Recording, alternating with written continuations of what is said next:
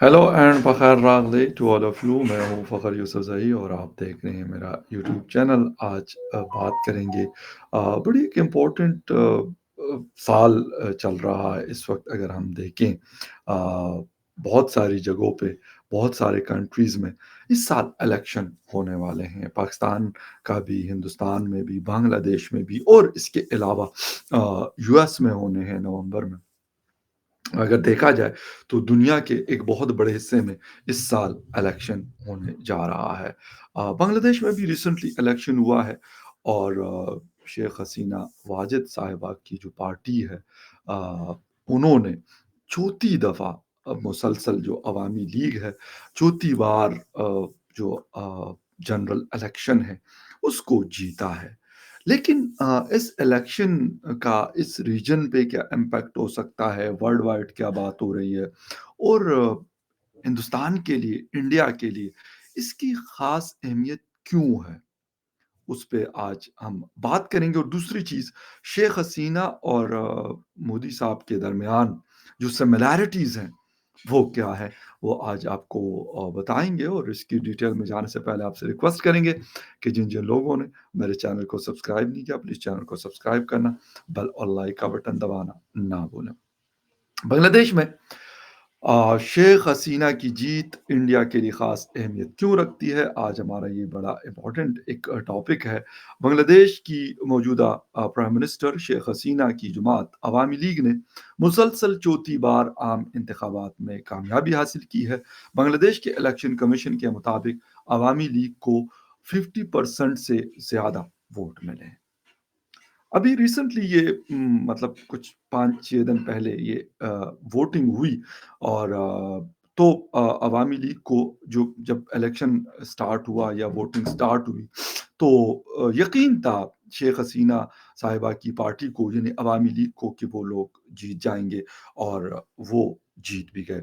लेकिन इसके साथ-साथ दुनिया के कुछ लोग म बातें भी कर रहे हैं कि बांग्लादेश में डेमोक्रेसी को दबाने और ह्यूमन राइट्स की खिलाफ वर्जियों के इल्ज़ामात के बायस इस इलेक्शन पर थी नज़रें थी दुनिया की। वहीं शेख हसीना की जीत इंडिया के लिए ख़ास अहमियत रखती है। इंडियन वज़ीर आज़म यानी प्राइम मिनिस्टर नरेंद्र मोदी जी ने शेख हसीना वाजिद को उनकी कामयाबी पर मुबारकबाद देते हुए अपने ट्विटर पर लिखा कि हम बांग्लादेश के साथ अपनी पायदार और अवाम पर मबनी शराकत-दारी को मज़बूत म मज़ीद मज़बूत बनाने के लिए पुरअज़म हैं। अच्छा, जो पॉलिटिकल एनालिस्ट्स हैं, वो कहते हैं कि बांग्लादेश की प्राइम मिनिस्टर शेख हसीना और इंडिया के प्राइम मिनिस्टर नरेंद्र मोदी साहब की सियासत में बहुत सारी कदरें जो हैं, बहुत सारी सिमिलैरिटीज़ हैं। उनका मानना है कि शेख हसीना और नरेंद्र मोदी साहब दोनों मज़बूत शबीह रखते हैं, एक बड़ी मज़बूत पर्सनैलिटी रखने वाले लीडर्स हैं। दोनों की अपनी-अपनी पार्टियों पर जो ग्रिप है, वो बड़ी स्ट्रॉन्ग है। अच्छा, एक चीज़ और है कि मोदी साहब और शेख हसीना साहिबा ने अपने-अपने कंट्रीज़ में इकॉनमी को अच्छी रफ़्तार दी है। नरेंद्र मोदी साहब की तरह शेख हसीना की जो फ़ॉरेन पॉलिसी है, को भी दुनिया की बड़ी ताकतों के दरमियान तवाज़ुन पैदा करना समझा जाता है। मोदी साहब का जो स्लोगन है, न्यू इंडिया, की तरह शेख हसीना भी नए बांग्लादेश का नारा लगाती है। इसके साथ-साथ इंडिया और बांग्लादेश के दरमियान 4100 किलोमीटर की जो बॉर्डर लाइन है, उनके दरमियान गहरे तारीखी, सकाफ़ती और जो इकोनॉमिक टाइज़ हैं, वो कायम हैं। इसलिए एक मुस्तहकम, खुशहाल और दोस्ताना बांग्लादेश इंडिया के मफ़ाद में है। कुछ तजज़ियाकारों का कहना है कि इंडिया शेख हसीना की हुकूमत के साथ मज़बूती से खड़ा नज़र आ रहा है। बांग्लादेश जनूबी एशिया यानी साउथ एशिया में इसका सबसे करीबी और मज़बूत इत्तेहादी है। अच्छा, मोदी साहब की बांग्लादेश पर तवज्जो जो है, फ़ोकस, उस पे अगर बात की जाए, तो इंडिया के मोदी जी की हुकूमत की जो फ़ॉरेन पॉलिसी है, उसमें बांग्लादेश को बहुत ज़्यादा इम्पोर्टेंस दी जा रही है। लास्ट कुछ इयर्स में इंडिया ने बांग्लादेश की तरक्याती मंसूबों के लिए दिल खोल कर ऐड भी दिया। जवाहरलाल नेहरू यूनिवर्सिटी में साउथ एशियन स्टडीज़ के प्रोफ़ेसर संजय भारद्वाज कहते हैं कि अवामी लीग ने बांग्लादेश की आज़ादी की तहरीक की क़यादत की। یقیناً شیخ مجیب صاحب جو فادر تھے شیخ حسینہ صاحبہ کے، ان کو کوئی بھی نہیں بھول سکتا، نہ بنگلہ دیش کے لوگ بھول سکتے ہیں، اور پاکستان میں بھی آج 2024 میں کہ بنگلہ دیش کو بنے ہوئے تقریباً 50 سال سے زیادہ کا عرصہ ہو چکا ہے، لیکن شیخ مجیب صاحب کے مختلف ویڈیو کلپس، ان کی باتیں، ان کی چیزیں پاکستان میں لوگ کہتے ہیں، اور اگر کوئی اگزامپل دینی ہو کسی چیز کی، حالات کے اوپر کوئی تجزیہ کرنا ہو، تو شیخ مجیب صاحب کا ذکر میں کہتا ہوں کہ لازمی ہوتا ہے۔ یہ میں یہ کہوں گا کہ یہ بنگلہ دیش اور شیخ مجیب صاحب کی ایک جیت ہے کہ جو 1971 میں جو کچھ ایک انفارچونیٹ سچویشن کریٹ ہوئی یا کی گئی، اس کے بعد آج ان کو بنگلہ دیش کے تو وہ ہیرو تھے، ہیرو ہیں اور ہیرو رہیں گے، لیکن پاکستان میں بھی ان کی ایک بڑی فین فالوئنگ ہے۔ جس طرح ایز اے ولن پیش کیا جاتا تھا نریندر مودی صاحب کو، پاکستان کے اندر کی بات کر رہا ہوں، انڈیا میں نہیں، لیکن آج مودی صاحب کو ایز اے ولن نہیں پیش کیا جاتا۔ ان کے حوالے سے لوگوں کی جو سوچ ہے، پاکستانی لوگوں کی سوچ میں ایک بڑی تبدیلی رونما ہوئی ہے، اور یہ میرے خیال میں آ، ایک بڑی سکسس سٹوری ہے، ایک بہت بڑی کامیابی ہے کہ ایک آدمی، ہندوستان کے تعلقات بھی اتنے اچھے نہیں ہیں پاکستان کے ساتھ، پاکستان کا آنا جانا بھی دونوں کا نہیں ہے آپس میں، لیکن اس کے باوجود ان کے پرائم منسٹر کا ذکر عوامی سطح پر پاکستان میں بھی ہوتا ہے، اور نہ صرف ذکر ہوتا ہے بلکہ میں نے کہا کہ ولن سے وہ ہیرو کے روپ میں پاکستان میں آئے ہیں۔ یہ ایک بہت بڑی ان کی کامیابی ہے، حالانکہ پاکستان ان کا ایک دفعہ شاید میاں صاحب کی حکومت میں 2015 میں آنا ہوا تھا، ایک کابل سے آتے ہوئے وہ آئے تھے، لاہور اترے تھے، اور پھر میرے خیال 4-5 گھنٹے انہوں نے یہاں گزارے تھے، نواز شریف صاحب کی مدر سے ملے تھے، ان کے لیے ساڑیاں، اور مطلب بڑے ایک اچھا لگا تھا۔ سچی بات یہ ہے کہ ایک بڑا اچھا گیسچر تھا۔ انفارچونیٹلی بس میں یہ کہوں گا کہ ہم شاید ان چیزوں کو اس طریقے سے ہم نے گرپ نہیں کیا، آگے نہیں بڑھا سکے، تو آج خیر وہ آ، مودی صاحب بھی اپنے دن کے پکے آدمی ہیں، جسے کہتے ہیں نا یاروں کے یار ہیں وہ، جن کے ساتھ یاری دوستی ان کی ہوتی ہے تو وہ پھر بڑی پکی ہوتی ہے، اور جن سے سائڈ پہ ہو جاتے ہیں تو وہ پھر بالکل سائڈ پہ ہو جاتے ہیں۔ تو ایسا کچھ مطلب ان کا پاکستان کے حوالے سے بھی ہے۔ آپ کیا پتا میاں صاحب کی حکومت اگر آ جاتی ہے اور مودی صاحب پھر تھرڈ ٹائم پرائم منسٹر بن جاتے ہیں ہندوستان کے، جو بہت زیادہ چانسز ہیں ان کے دوبارہ سے پرائم منسٹر بننے کے، اور میاں صاحب بھی اگر آ جاتے ہیں اور پراپر الیکشن وہاں تو ہو جائے گا، پاکستان میں خدا کرے ہو جائے، تو پھر پاسبلٹیز ہیں کہ شاید کچھ آپس میں ان کی آ، مودی صاحب کی اور میاں صاحب کی آپس میں پرسنل کچھ آنا جانا، سلام دعا ایک ہے، موجود ہے، تو پاسبلٹیز ہیں کہ شاید کچھ بہتری ہو جائے۔ خیر، ایکسپرٹس کہتے ہیں کہ انڈیا اور شیخ حسینہ کی زیر قیادت بنگلہ دیش کے درمیان مضبوط تعلقات کی بنیاد کے حوالے سے بنگالی قوم پرستی، سیکولرزم، جمہوریت اور سوشلزم بنگلہ دیش کی بنیادی اقدار ہیں۔ وہ کہتے ہیں کہ انڈیا میں بھی قومیت، سیکولرزم، سوشلزم اور جمہوریت کی اقدار شامل ہے۔ اس طرح دیکھا جائے تو دونوں کی قدر میں مماثلت ہے۔ اقدار کی یہ مماثلت، سملیرٹیز، انڈیا اور بنگلہ دیش کو قریب لا رہی ہے۔ ایک چیز ہمیں ماننی پڑے گی کہ بارڈرز وہ شیئر کرتے ہیں، پاکستان اور انڈیا بارڈر شیئر کرتا ہے، ہندوستان اور بنگلہ دیش بارڈر شیئر کرتا ہے آپس میں، لیکن بنگلہ دیش نے اور ہندوستان نے اپنے جو مسئلے مسائل تھے اس کو بالکل چھوٹا کر دیا، ختم بلکہ کر دیا، میں چھوٹا کیا کہوں گا ورڈ، ختم کر دیا۔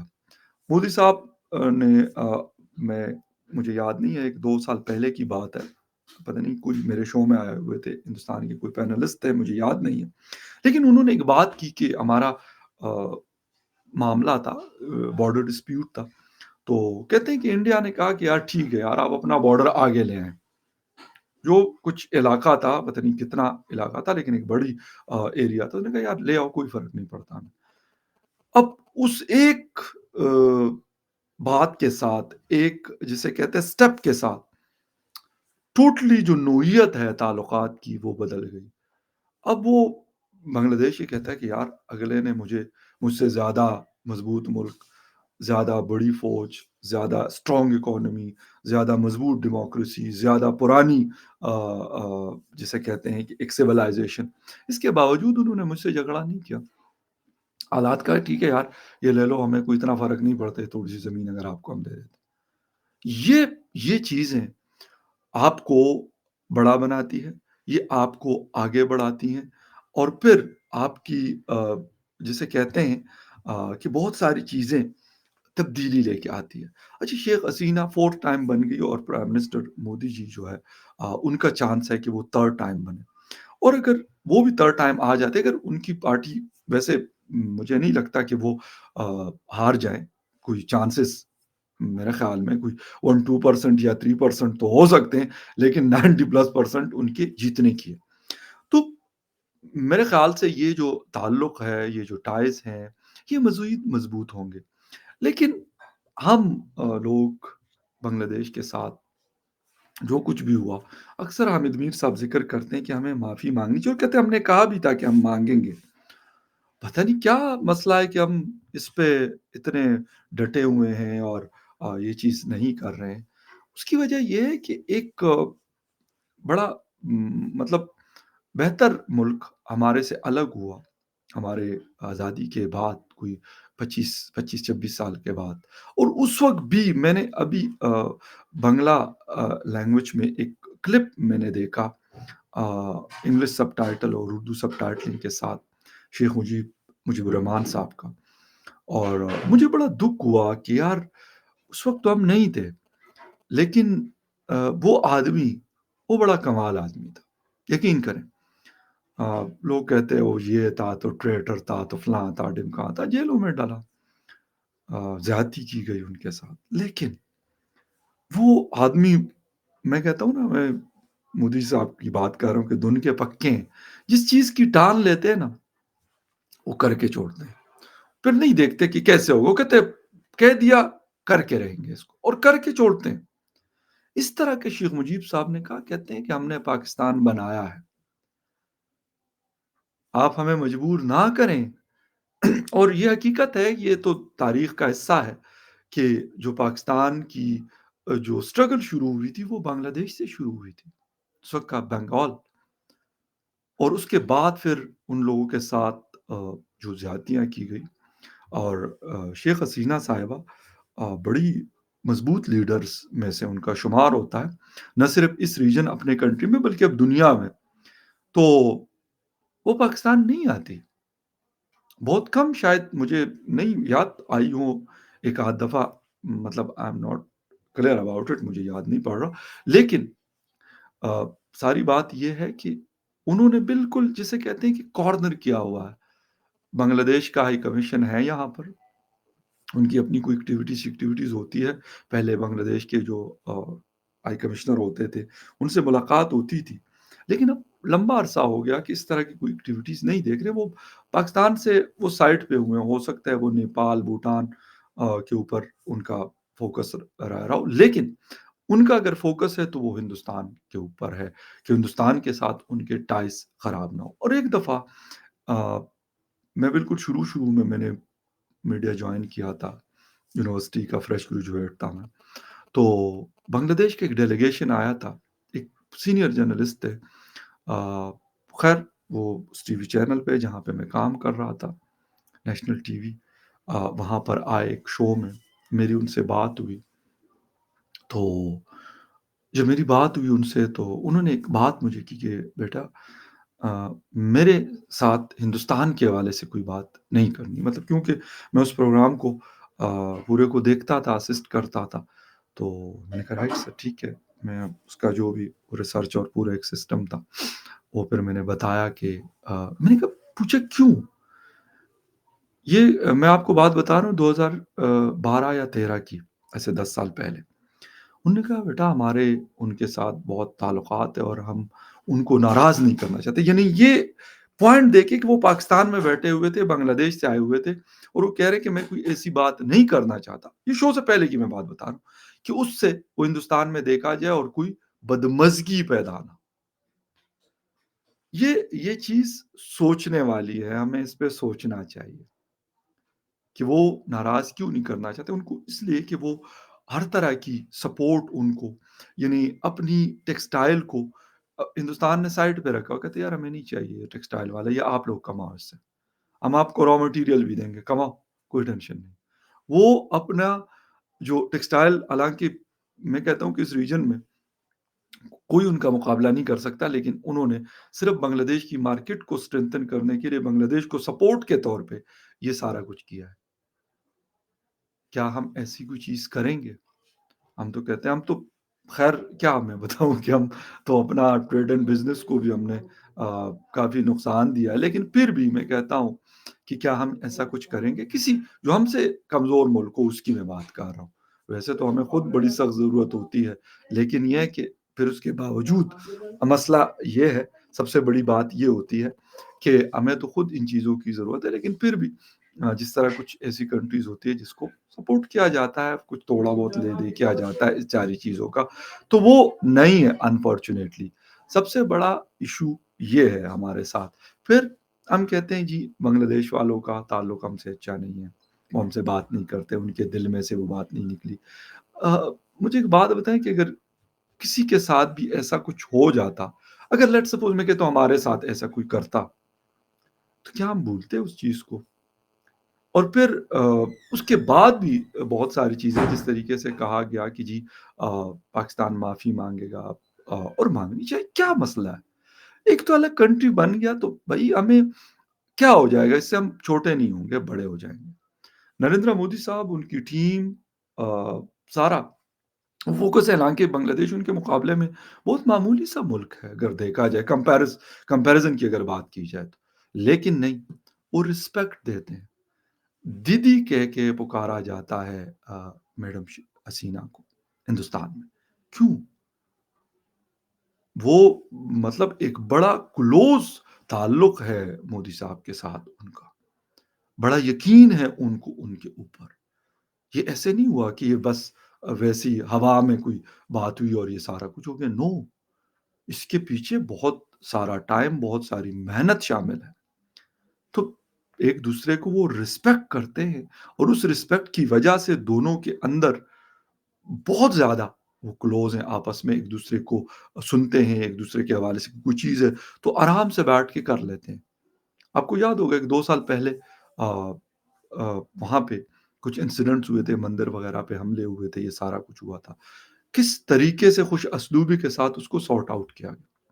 हालाँकि अच्छा नहीं था वो, जो नुकसान हुआ था हिंदू मज़हब को मानने वाले लोगों को हिट किया गया था, गलत बात है। लेकिन बड़े खुश असलूबी के साथ मोदी साहब उस वक़्त भी प्राइम मिनिस्टर थे, अब भी हैं और शेख हसीना मैडम भी उस वक़्त प्राइम मिनिस्टर थी। ठीक है, बहुत एक क्रिटिकल सिचुएशन क्रिएट हुई, लेकिन बड़े बेहतरीन अंदाज़ में उसको सॉर्ट आउट किया गया और मेरे ख़्याल में उसके बाद किसी की मजाल नहीं है कि इस तरह की कोई हरकत कर सके और करनी भी नहीं चाहिए।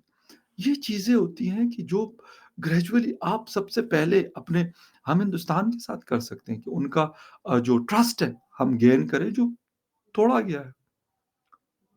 उसको बेहतर किया जा सकता है अफ़गानिस्तान का, ईरान का, चीन का, बांग्लादेश का, क्यों नहीं हो सकता? लेकिन उसके लिए हमें खुले दिल के साथ, साफ दिल के साथ सारा कुछ करना पड़ेगा। ख़ैर एनीवे न्यूज़ अपडेट थी मैंने कहा आपके साथ शेयर कर दूँ, मिलते हैं किसी और न्यूज़ अपडेट में, तब तक के लिए टेक केयर, बाय।